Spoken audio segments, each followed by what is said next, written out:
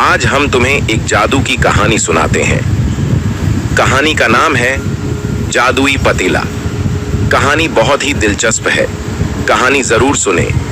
अगर आप हमारे चैनल पर नए हैं तो चैनल को सब्सक्राइब करें और वीडियो को लाइक करें। चलते हैं अब अपनी कहानी की तरफ।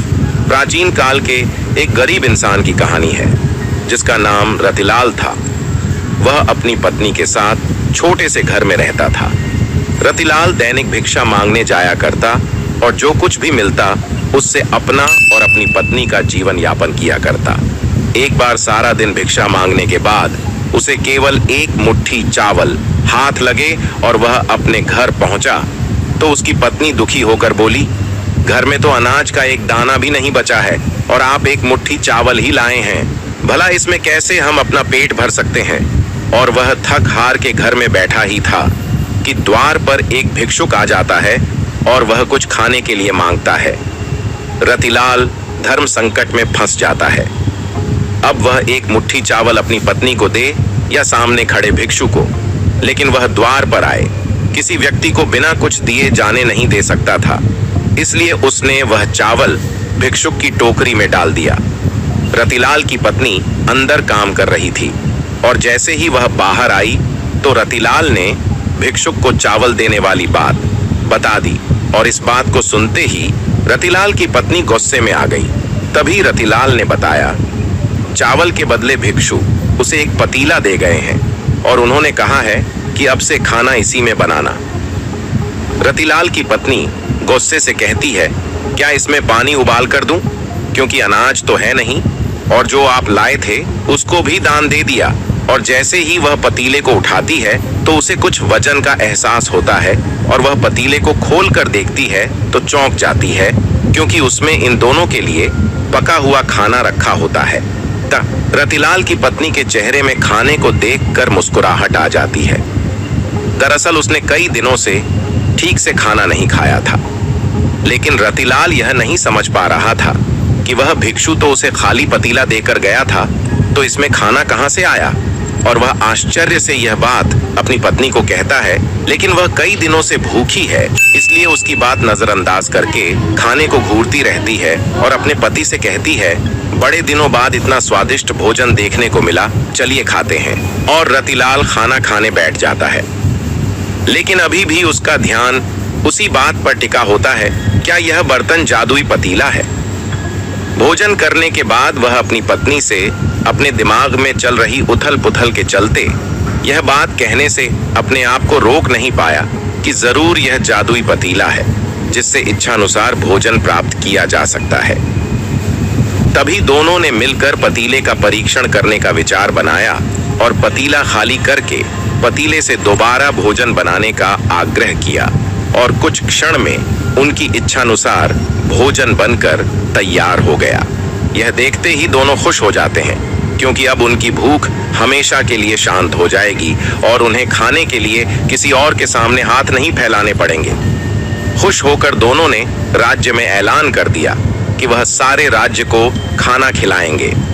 यह बात दूर दूर तक फैल गई कि कोई गरीब इंसान ऐसा धनवान बना है जो पूरे राज्य को भोजन पर आमंत्रित कर रहा है। और अगले ही दिन रतिलाल के घर के सामने हजारों की तादाद में लोगों का हुजूम उमड़ पड़ा, जिनमें से ज्यादातर लोग तो यह देखने आए थे कि भला यह गरीब इतने सारे लोगों को कैसे खाना खिला पाएगा। लेकिन देखते ही देखते एक से एक व्यंजन सबके सामने रख दिए गए और सभी को खुला आमंत्रण दे दिया गया, जितना खाना हो उतना खाइए और जरूरत पड़े तो घर भी ले जाइए।